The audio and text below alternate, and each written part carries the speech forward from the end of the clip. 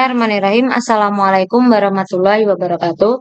Bertemu lagi dengan saya Nurina Ihwanti. Di sini saya akan menjelaskan tentang mata pelajaran tahlil lugawi, yaitu bab tentang mengenal tahlil lugawi atau analisis bahasa yang mencangkup, yaitu ada definisi, manfaat, tujuan, dan contoh. Yang pertama membahas tentang pengertian analisis bahasa. Kata analisis sendiri diadaptasi dari bahasa Inggris, yaitu analisis, yang secara etimologis berasal dari bahasa Yunani kuno, yaitu analusis. Kemudian kata analisis terdiri dari dua suku kata, yaitu ana dan luin. Ana yang artinya kembali dan luin yang artinya melepas atau mengurai. Jadi di sini pengertian analisis yaitu penjabaran dari suatu sistem informasi yang utuh ke dalam berbagai macam bagian komponennya.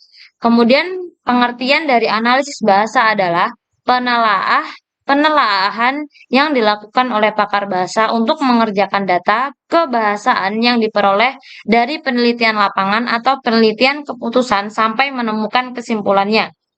Kemudian bab selanjutnya membahas tentang fungsi analisis. Fungsi analisis di sini dibagi menjadi 5. Yang pertama yaitu mengumpulkan data-data yang terdapat pada suatu lingkungan tertentu. Kemudian yang kedua, fungsinya adalah mengumpulkan data-data yang terdapat pada suatu lingkungan tersebut. Kemudian fungsi yang ketiga yaitu diterapkan di berbagai jenis lingkungan dan juga keadaan. Kemudian fungsi yang keempat yaitu mengetahui secara detail mengenai keadaan di lingkungan saat ini. Kemudian fungsi yang terakhir yaitu adalah dipergunakan dalam keadaan yang kritis serta juga untuk keadaan yang membutuhkan strategi. Kemudian bab selanjutnya membahas tentang tujuan analisis. Poin yang pertama yaitu adalah menyelesaikan krisis, konflik atau dapat saja digunakan sebagai arsip. Kemudian yang kedua yaitu adalah untuk melakukan sebuah penelitian dalam berbagai subjek keilmuan. Kemudian poin yang terakhir adalah melakukan sebuah penelitian dalam berbagai subjek keilmuan. Kemudian bab selanjutnya membahas tentang macam-macam analisis. Macam-macam analisis dibagi menjadi 11. Yang pertama yaitu analisis realis. Kemudian yang kedua analisis deskriptif. Ada analisis korelasi, analisis kualitatif, analisis logika, analisis wacana, kemudian analisis korelasional, kemudian analisis isi, dan analisis framing, dan kemudian analisis kuantitatif, kemudian yang terakhir ada analisis kausalitas. Kemudian membahas tentang perbedaan analisis dan analisa.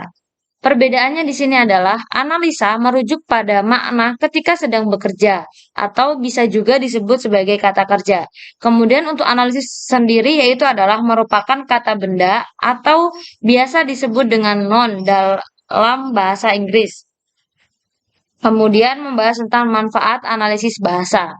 Karena kita di sini membahas tentang bahasa. Kemudian manfaatnya yang pertama yaitu adalah membantu guru untuk mengetahui jenis kesalahan yang dibuat atau daerah kesalahan, sifat kesalahan, sumber kesalahan, serta penyebab kesalahan.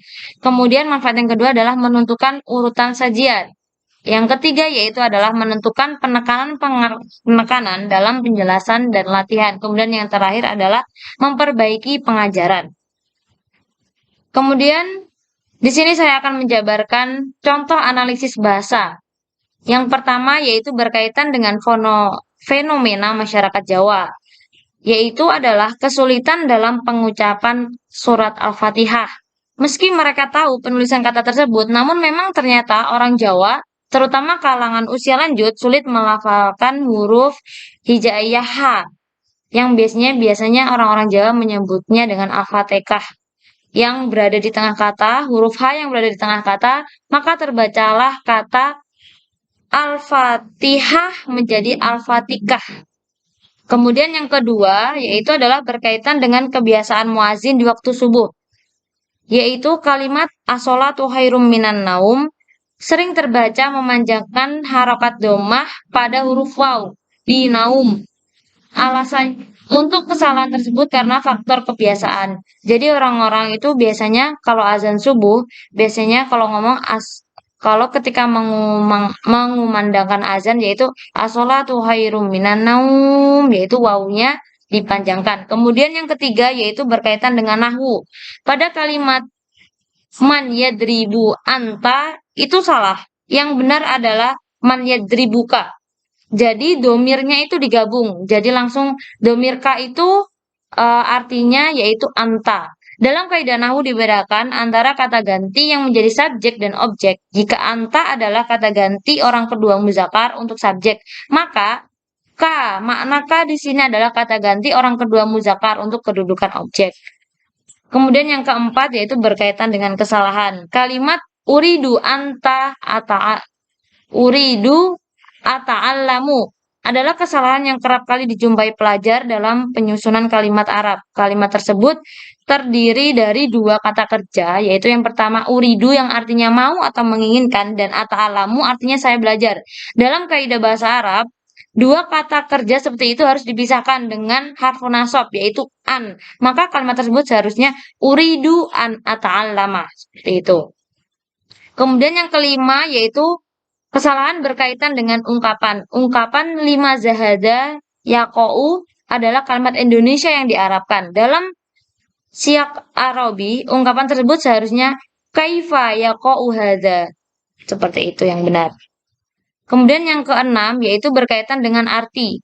Arti kata tadakholah adalah memasukkan. Untuk pengungkapan kata jangan ikut campur karena pelajar Indonesia sering menerjemahkan dengan kalimat tadkhol.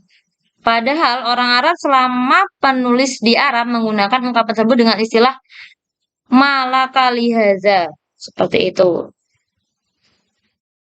Kemudian yang terakhir, semoga pembelajaran yang saya jabarkan atau yang saya terangkan bermanfaat. Terima kasih. Bila ada kesalahan, saya minta maaf yang sebesar-besarnya. Syukron. Wassalamualaikum warahmatullahi wabarakatuh. Ila liqa.